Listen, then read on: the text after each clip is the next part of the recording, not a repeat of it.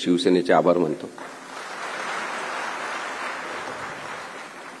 बरेच जण सांगतात की वकिलांनी कोर्टात बोलावं, बाकीच्या ठिकाणी बोलू नये, पण माझं असं स्पष्ट मत आहे की कायदा जर लोकांसाठी असेल तो लोकांमध्ये सुद्धा बोलला गेला पाहिजे।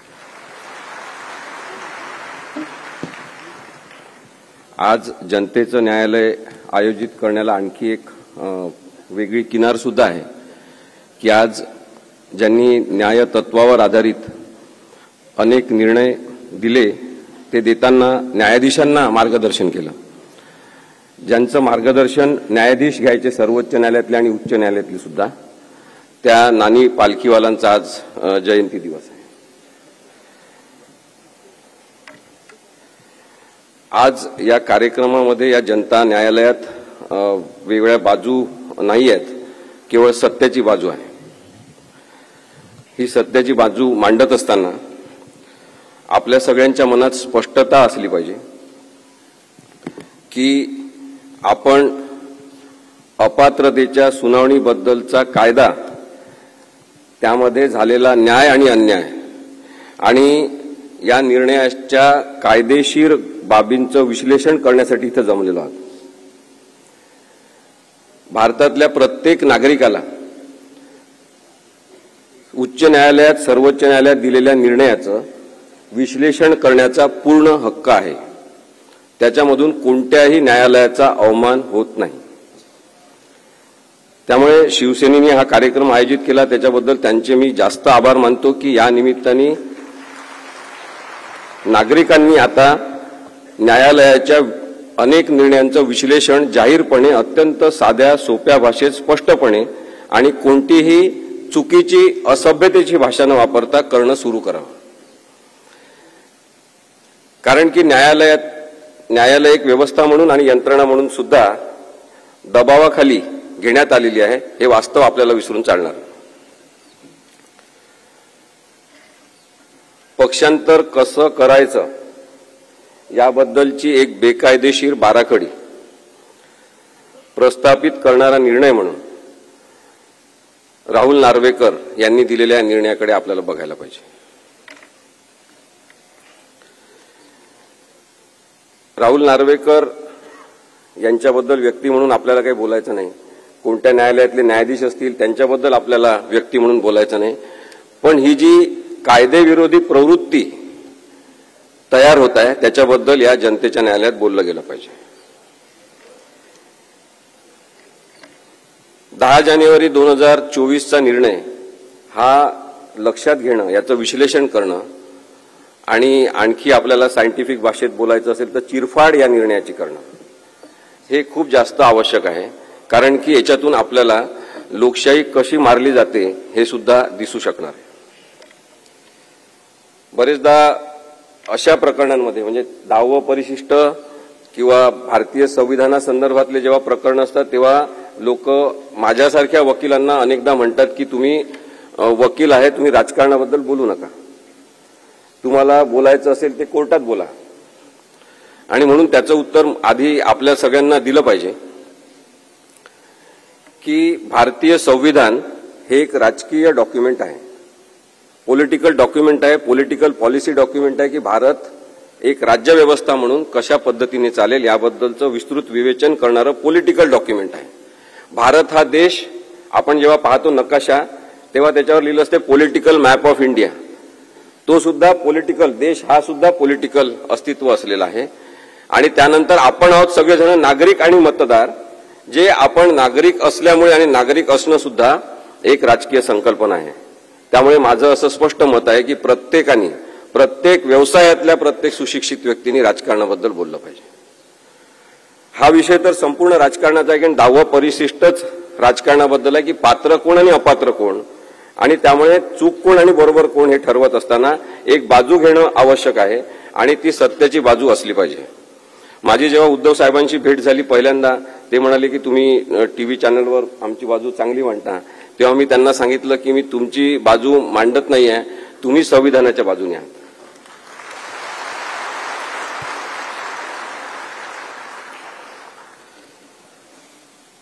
पक्षांतर बंदी कायदा हे नाव आहे 10व्या परिशिष्टाचं।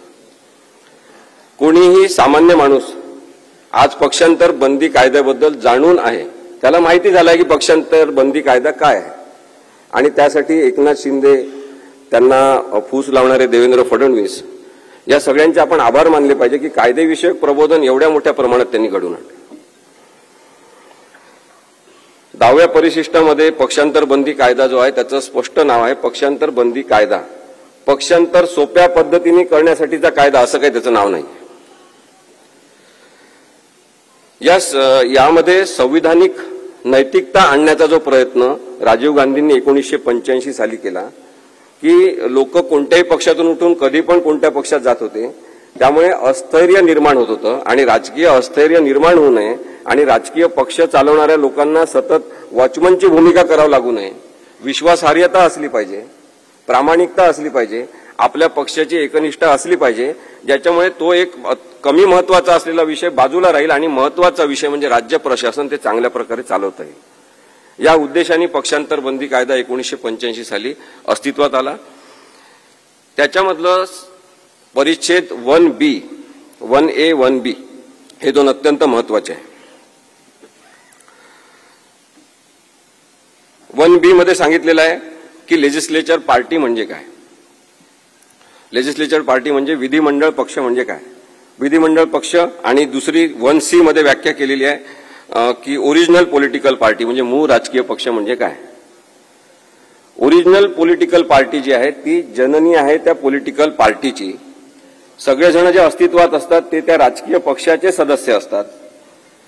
आणि लेजिस्लेचर पार्टी जी आहे विधिमंडळ पक्ष आमदारांनी निवडून आल्यावर तयार झालेला विधिमंडळ पक्ष असतो. विधिमंडळ पक्षाचं आयुष्य हे 5 वर्षाचं असते, कारण की 5 वर्षानंतर ते लोक बदलतील, काही जण पुन्हा निवडून येतील, पण नवीन विधिमंडळ पक्ष तयार होईल.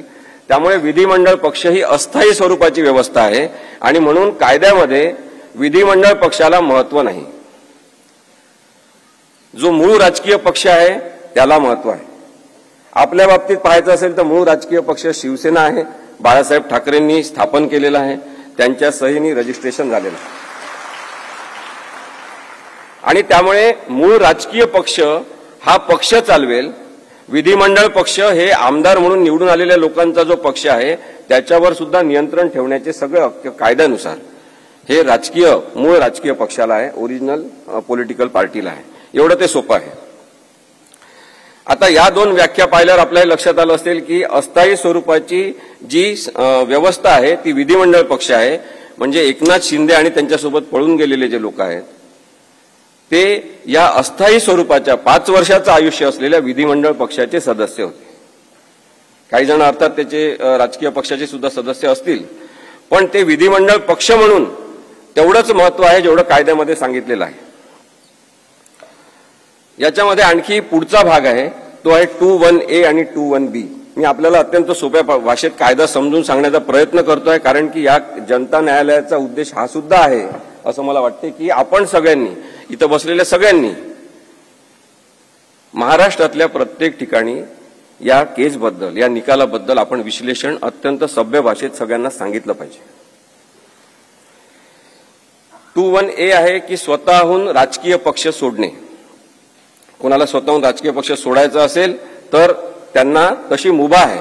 म्हणजे कोणाला वाटत असेल की या पक्षामध्ये हुकुमशाही आहे तर ते पक्ष सोडू शकतात. कुणाला वाटत असेल की हिंदुत्व या पक्षाने सोडून दिलेलं आहे तर ते पक्ष सोडू शकतात. त्या आधारे मात्र ते पक्ष सोडल्यावर डिस्क्वालिफाय होतात, म्हणजे अपात्र होतात. ते आमदार म्हणून राहण्यासाठी पात्र ठरत नाही. 21B आहे त्याच्यामध्ये सांगितलेलं आहे की जर पक्षाचा आदेश ज्यांनी दिला पाहिजे अशा व्हीपची नेमणूक मूळ राजकीय पक्षाच्या नेत्यांनी केली असेल आणि त्यांनी एखाद्या मीटिंगसाठी बोलावलं असेल किंवा विधिमंडळाच्या कामकाजामध्ये मतदानाच्या संदर्भातला व्हीप काढला असेल तर त्याचं पालन केलं पाहिजे. विधिमंडळ पक्षाच्या आमदारांवर ही जबाबदारी आहे की त्यांनी त्या पक्षाच्या आदेशाचं पालन केलं पाहिजे, कारण पक्षाची शिस्त असली पाहिजे आणि त्या शिस्तीचा संदर्भ हा आपल्या राजकीय स्थैर्याशी असल्यामुळे तशा पद्धतीने रचना करण्यात आलेली आहे. मग कोणी जर व्हीपचं पालन केलं नाही किंवा एखाद्या पक्षाच्या महत्वाच्या मीटिंगला बोलवलेलं असतानाही गेलं नाही तर तशा आधारे अपात्रता त्यांच्यावर येऊ शकते. परिच्छेद 3 जो आहे या 10व्या शेड्यूल मधला, त्याच्यामध्ये असं होतं की स्प्लिट म्हणजे उभी फूट झाली असेल की अर्धे लोक तिकडे अर्धे लोक इकडे असं गेलं असेल तर आधी त्या संदर्भात त्यांना संरक्षण असायचं की तुम्ही अर्धे लोक फुटून गेलेले, त्याच्यामुळे तुम्हाला कोणाला अपात्र करता येणार नाही. परंतु नंतर कायदेशीर सुधारणा जेव्हा झाली तेव्हा परिच्छेद 3 हे डिलीट करण्यात आलं. त्यामुळे आता कोणालाही स्प्लिट आम्ही केलेला आहे, आम्ही पक्ष सोडून सगळेजण गेलेलो आहे, आम्ही जास्त संख्येने गेलेलो आहे, त्याच्यामुळे आम्हाला संरक्षण आहे, आम्हाला अपात्र ठरू नका असं म्हणण्याचा कोणताही अधिकार कोणाला राहिलेला नाही. मग आता जर पक्ष सोडला असेल कोणी तर त्यांना हक्क काय आहे की ते एका दुसऱ्या राजकीय पक्षामध्ये त्वरित विलीन होऊ शकतात. ते एखादा आपला गट स्थापन करून त्या गटाला गट म्हणून मान्यता, राजकीय गट म्हणून मान्यता मिळवून नंतर एखादा राजकीय पक्ष काढू शकतात. पण आपल्याला हे माहिती आहे की एकनाथ शिंदे आणि त्यांच्यासोबत मी पळून गेलेले असंच म्हणतो नेहमी, पळून गेलेल्या आमदारांनी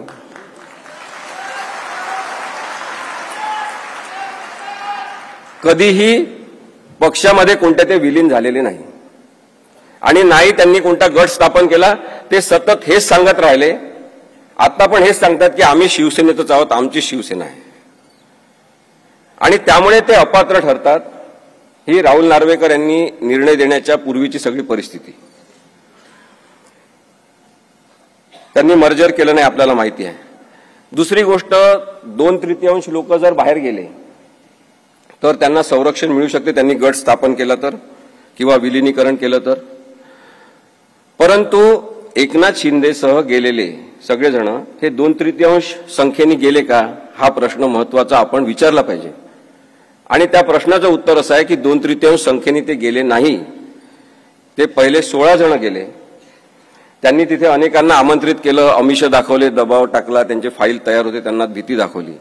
आणि काही जण सुरतला जाऊन त्यांना मिळाले, काही जण गुवाहाटीला जाऊन मिळाले, आणि तसं करून ते मुंबईला आले. आणि मुंबईमध्ये पण काही जण खूप जास्त वल्गना करणारे जे शिवसेनेसोबत होते ते सुद्धा जाऊन त्यांना मिळाले. अशा प्रकारे ते 38 ते 40 जण झाले. हे सगळेजण 2/3 मेजॉरिटीनी बाहेर पडले नाही, त्यामुळे त्यांना कोणतंही कायद्याचं संरक्षण नाही, ते अपात्र आहेत.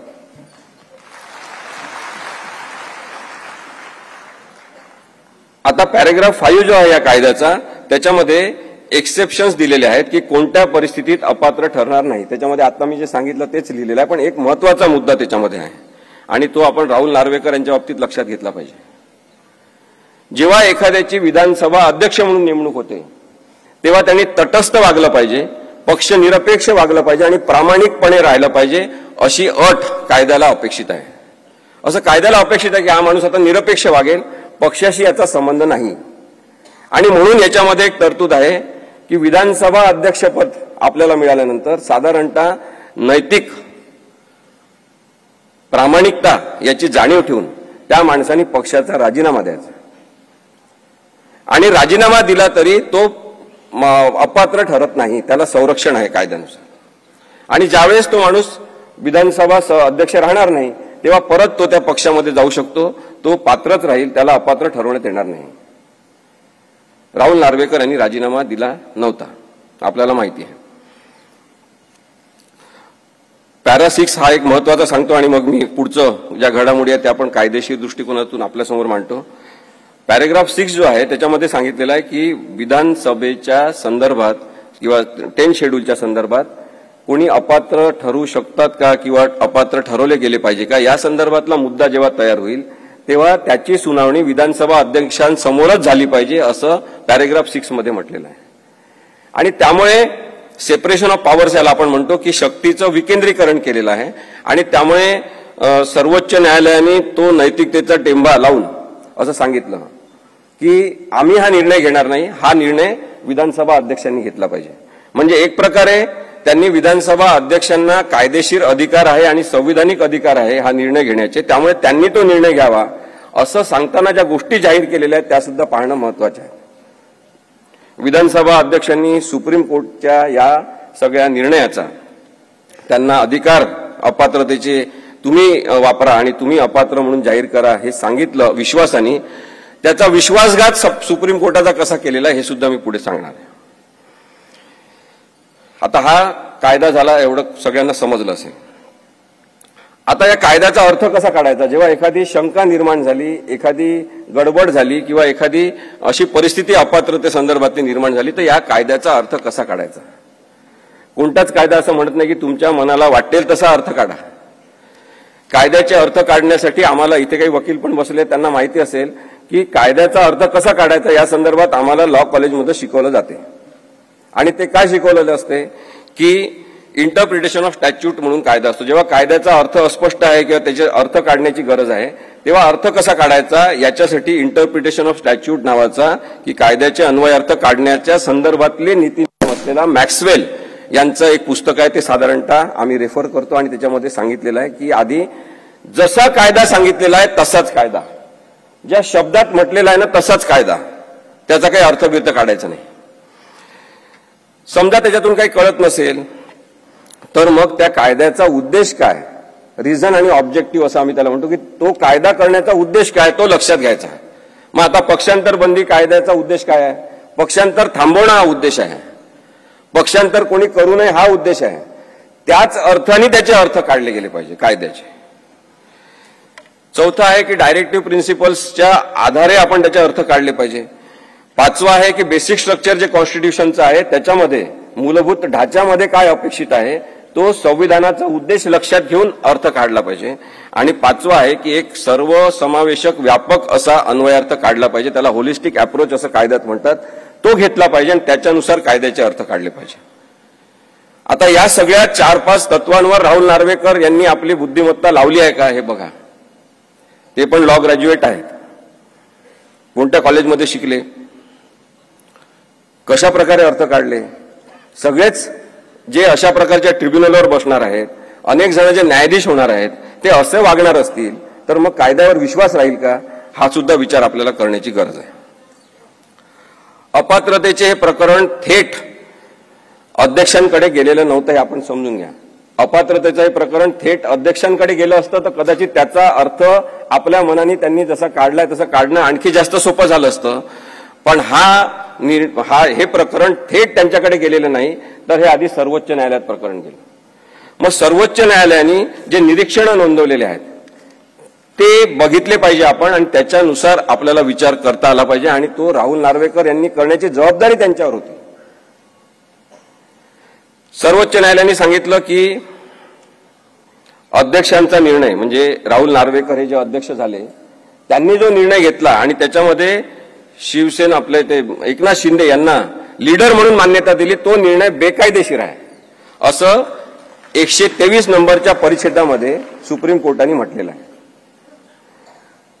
156 नंबरच्या परिच्छेदामध्ये म्हटलेलं आहे सुप्रीम कोर्टाने की इलेक्शन कमिशन ऑफ इंडियाने काही निर्णय दिला ही केस सुरू असताना आणि त्याच्यानंतर हे अध्यक्षांकडे प्रकरण गेलं असेल तरी इलेक्शन कमिशन ऑफ इंडियाने जो काही निर्णय दिला असेल, शिवसेना कोणाची धनुष्यबाण कोणाचं, याचा कोणताही प्रभाव स्वतःवर न ठेवता अध्यक्षांनी निर्णय घ्यायचा आहे. परिच्छेद 206D याच्यामध्ये सांगितलेलं आहे की विधिमंडळ पक्ष व्हीप नियुक्त करू शकत नाही. विधिमंडळ पक्ष म्हणजे कोण? निवडून आलेले आमदार, ते ठरवू शकत नाही व्हीप कोण आहे. त्यांनी स्पष्टपणे सांगितलं की मूळ राजकीय पक्ष व्हीप नेमू शकतात. अध्यक्षांनी ओरिजिनल राजकीय पक्षांनी नियुक्त केलेलाच व्हीप मान्य केला पाहिजे. 111 आणि 110 परिच्छेद जे आहेत सर्वोच्च न्यायालयाच्या निर्णयाचे, त्याच्यात त्यांनी सांगितलं की 10व्या परिशिष्टाच्या संदर्भात निर्माण झालेला अपात्रतेचा राजकीय पक्षाने म्हणजे उद्धव ठाकरे यांनी नेमलेला व्हीप कोण, त्या आधारेच निर्णय झाला पाहिजे. एवढं स्पष्ट सांगितलेलं आहे. 119वा परिच्छेद, मी थोडंसं हे कायदा काही खूप इंटरेस्टिंग करता येत नाही पण आपल्याला आज या न्यायालयामध्ये हे समजून घ्यायचं आहे. खरं तर एकनाथ शिंदे नंतर राहुल नार्वेकर त्यांच्या मागे एक ताकद म्हणून उभे असलेले देवेंद्र फडणवीस यांनी हा कायदा फार इंटरेस्टिंग केलेला आहे. पण त्या घडामोडींच्या पलीकडे कायदा आपल्याला समजून घ्यायचा आहे. त्यामुळे आपण हे समजून घेतलं पाहिजे की 119व्या परिच्छेदामध्ये काय म्हटलेलं आहे की 3 जुलै 2022 रोजी भरत गोगावले यांना अध्यक्षांनी शिवसेनेचा व्हीप म्हणून मान्यता दिली. तो निर्णय बेकायदेशीर आहे असं सर्वोच्च न्यायालयाने सांगितलं. त्यांनी कारण दिलेलं आहे, कारण एका फुटलेल्या गटाने कारण एका फुटलेल्या गटाने केलेल्या ठरावाच्या आधारे नियुक्ती हा राजकीय पक्षाचा निर्णय नव्हता असं सांगितलेलं आहे. 122वा परिच्छेद आहे, त्याच्यात त्यांनी म्हटलंय की अजय चौधरी यांना राजकीय पक्षाने लीडर म्हणून मान्यता दिली. याबाबत 21 जून 2022 रोजी उपाध्यक्ष जे होते कार्यरत त्यांना शंका घेण्याचं काहीच कारण नव्हतं, कारण की उद्धव साहेब ठाकरे यांच्याच सहीने एकनाथ शिंदे यांची सुद्धा नेमणूक झालेली होती. त्यामुळे अजय चौधरी यांना राजकीय पक्षाने लीडर म्हणून नेमणूक केली, त्याला त्यांनी जेव्हा उपाध्यक्ष असलेल्या व्यक्तीने मान्यता दिली तो निर्णय बरोबर होता असं सुद्धा सर्वोच्च न्यायालयाने सांगितलेलं आहे. आता त्या 123व्या पॅरेग्राफमध्ये आणखी एक म्हटलेलं आहे महत्वाचं, ज्याचं यांनी खूप भांडवल केलं या निर्णयामध्ये. तो भाग आहे की 22 जून 2022 रोजी एका गटाने केलेली नियुक्ती व ती मूळ राजकीय पक्षाची इच्छा नव्हती. अध्यक्ष राहुल नार्वेकर यांचा एकनाथ शिंदे यांना गटनेता म्हणून मान्यता देण्याचा निर्णय बेकायदेशीर आहे. याच्यामध्ये त्यांनी हा शब्द वापरलेला आहे की एका गटाने केलेली नियुक्ती राजकीय पक्षाची इच्छा नव्हती. राजकीय पक्ष म्हणजे रजिस्टर्ड असलेला उद्धव बाळासाहेब ठाकरे यांच्या सहीचा पक्ष. त्यांची ती पॉलिटिकल विल नव्हती, त्यांचं ते काही इच्छा नव्हती आणि तशा वेळेस त्या व्यक्तीला आपण मान्यता देऊ शकत नाही असं कारण सुद्धा, त्याला रिझनिंग असं म्हणतात, असं कारण सुद्धा सर्वोच्च न्यायालयाने दिलेलं आहे. 206B मध्ये त्यांनी सांगितलं की आता या सगळ्या प्रकरणाचा निकाल अध्यक्षांनी घेतला पाहिजे असं त्यांनी सांगितल्यावर त्यांनी पुढे म्हटलेलं आहे 206B मध्ये की अध्यक्षांनी वाजवी कालावधीमध्ये या प्रकरणाचा निकाल लावला पाहिजे. वाजवी कालावधी म्हणजे रिझनेबल टाइम. रिझनेबल टाइम काय असेल याच्या संदर्भातले 2-3 केसेसचे पुरावे देण्यात आले न्यायालयामध्ये. त्याच्यामध्ये त्यांनी सांगितलेलं होतं की साधारणतः 3 महिन्याचा कालावधी हा वाजवी कालावधी असू शकतो, त्यापेक्षा जास्त कालावधी लागायला नको. माझं तर वकील म्हणून असं म्हणणं होतं तेव्हापासून की हा निर्णय तर जसं आपण ते मॅगी फूड तयार करतो ना, पटकन टाकलं की मॅगी तयार, तसा तयार असलेला निर्णय होता. पण केवळ संविधानिक तरतुदीनुसार अध्यक्षांनी जाहीर करायचा अपात्र कोण आहे, त्यामुळे त्यांच्याकडे तो निर्णय सोपवण्यात आला होता. पण त्यांनी त्याच्यामध्ये खूप मोठ्या प्रमाणात राजकारण केलं जे संविधानाला आणि 10व्या परिशिष्टाला अपेक्षित नाही.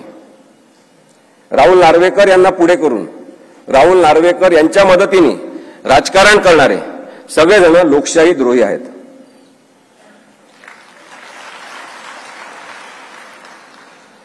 अध्यक्षांनी मूळ राजकीय पक्षाने नियुक्त केलेला व्हीप मान्य करावा व पार्टीची घटना काय या संदर्भात निर्णय घ्यावा असं त्यांना सूचित करण्यात आलं होतं.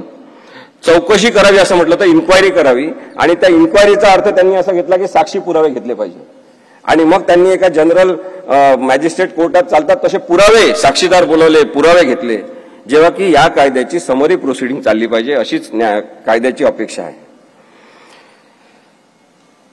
कोर्टाने म्हटलेलं आहे की आम्ही हे सगळे निर्णय दिले, मी तुम्हाला जे आता वाचून दाखवले, त्या निर्णयांच्या प्रिन्सिपल्सवर अध्यक्षांनी निर्णय घ्यायचा. हे जे ज्युडिशियल प्रिन्सिपल्स आम्ही सेट केलेले आहे याच्या आधारे तुम्हाला निर्णय द्यायचा असं सुद्धा या निर्णयामध्ये नमूद करण्यात आलेलं आहे. या निर्णयामध्ये एक आणखी घटक आहे जो अत्यंत महत्वाचा, किंवा तसं पाहिलं तर फालतू माणूस पण महत्वाचा, म्हणजे महत्वाच्या पदावर बसलेला, ते म्हणजे आपले राज्यपाल.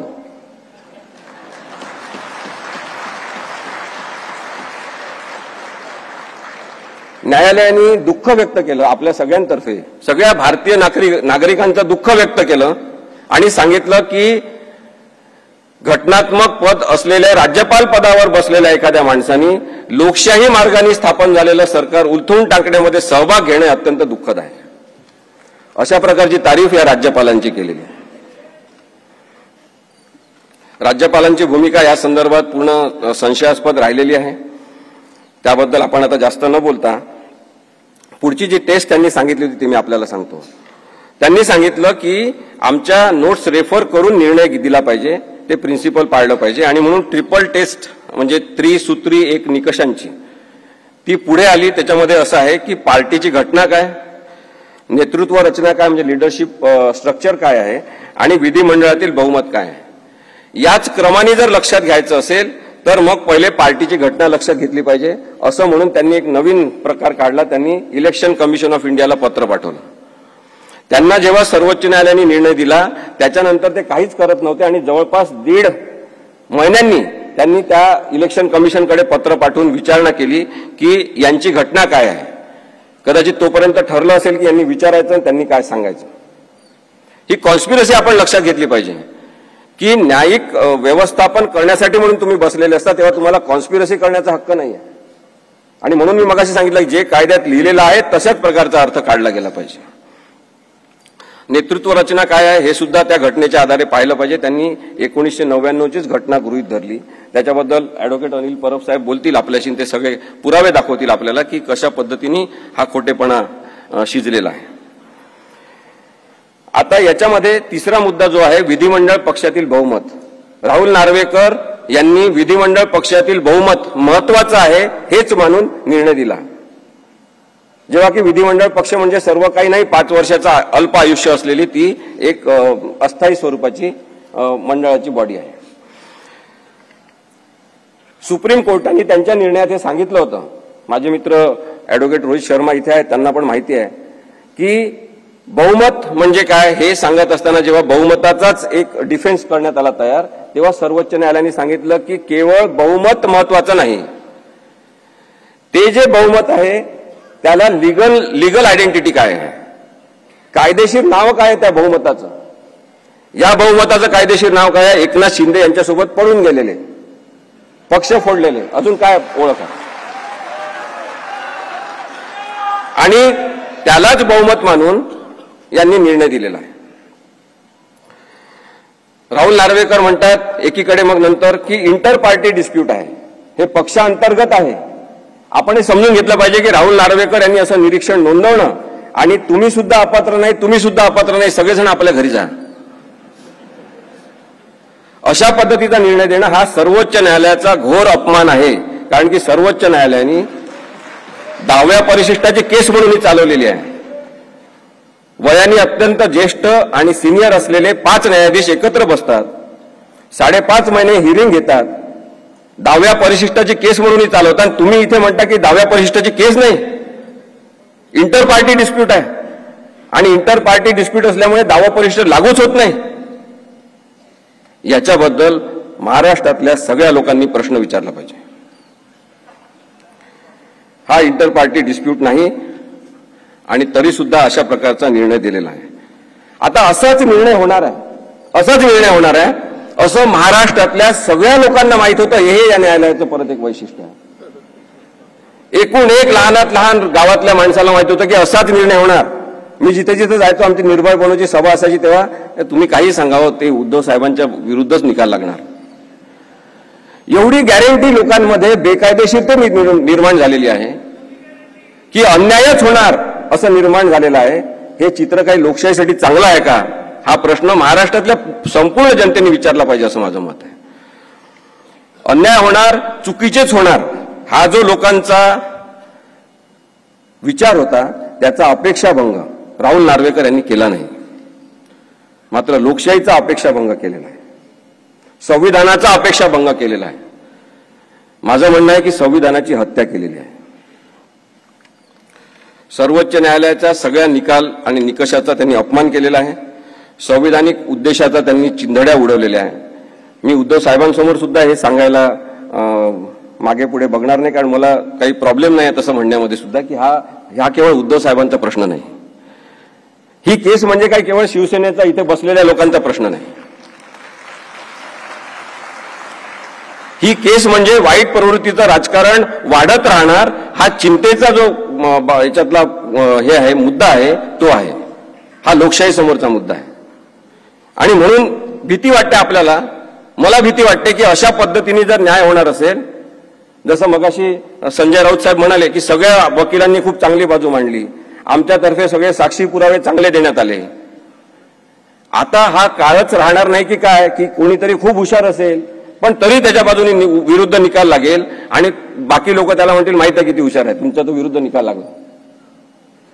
ही परिस्थिती चांगली नाही आहे. आणि म्हणून मला असं वाटतं की म्हणजे मला खूप त्रास व्हायला लागलेला आहे जेव्हापासून संविधान कळायला लागलेलं आहे. मानसिक त्रासाचा हा मुद्दा होऊ शकतो काही लोकांसाठी ज्यांचं डोकं ठिकाणावर आहे. ज्यांना हे कळते की हा कसा काय निर्णय दिलेला आहे. आणि आता यांच्यापैकीच काही जण 14 केसेस यांच्या विरुद्ध दाखल केले. इथे बसलेले काही लोक खाली बसलेले भरत गोगावले यांनी दाखल केले हायकोर्टामध्ये केसेस की या सगळ्या लोकांना अपात्र का केलं नाही. न्यायालयाने अशा प्रकारची केस दाखल करून घेऊ सुद्धा नाही असं माझं म्हणणं आहे. तुम्ही संपूर्ण न्यायव्यवस्थेची कायद्याची थट्टा उडवता का. यांच्यावर खूप मोठा फाईन मारला पाहिजे उच्च न्यायालयाने असं माझं मत आहे.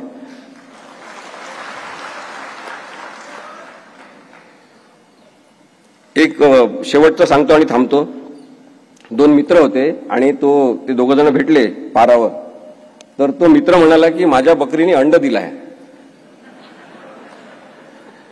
तो म्हणाला, अरे बकरी कुठे अंड देत असते का. नाही, माझ्या बकरीने दिलाय अंड. तर तो खूप भांडायला लागला. तेव्हा तो म्हणाला, चल मी दाखव तुला. चल म्हणे दाखव बकरीने कसं अंड दिलं. घरी गेले ते त्याच्या. तर त्यांनी त्याच्या कोंबडीचंच नाव बकरी ठेवलं.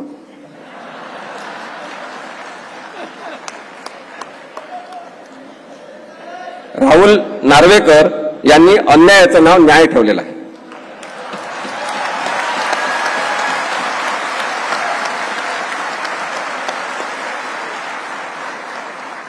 दुसरीकडे खूप मोठा भ्रष्टाचार न्यायव्यवस्थेत वाढत आहे याच्याबद्दलची चिंता मी नक्की व्यक्त करीन. मी जस्टिस चंद्रशेखर धर्माधिकारी जिवंत असताना त्यांच्यासोबत काम करत होतो. ते नेहमी सांगायचे की आता कायद्याचं राज्य काही राहिलं नाही, काय द्यायचं राज्य राहिलेलं आहे. आणि असं जर चित्र असेल तर हे लोकशाहीसाठी काही चांगलं नाही. त्यामुळे आपण शिवसेनेच्या सगळ्या इथे जमलेल्या पदाधिकाऱ्यांना आणि हे ऐकत असलेल्या सगळ्या महाराष्ट्रातल्या लोकांना मला सांगायचं आहे की लोकशाहीवर प्रेम करणं आपण या केसच्या निमित्ताने शिकलं पाहिजे. धन्यवाद.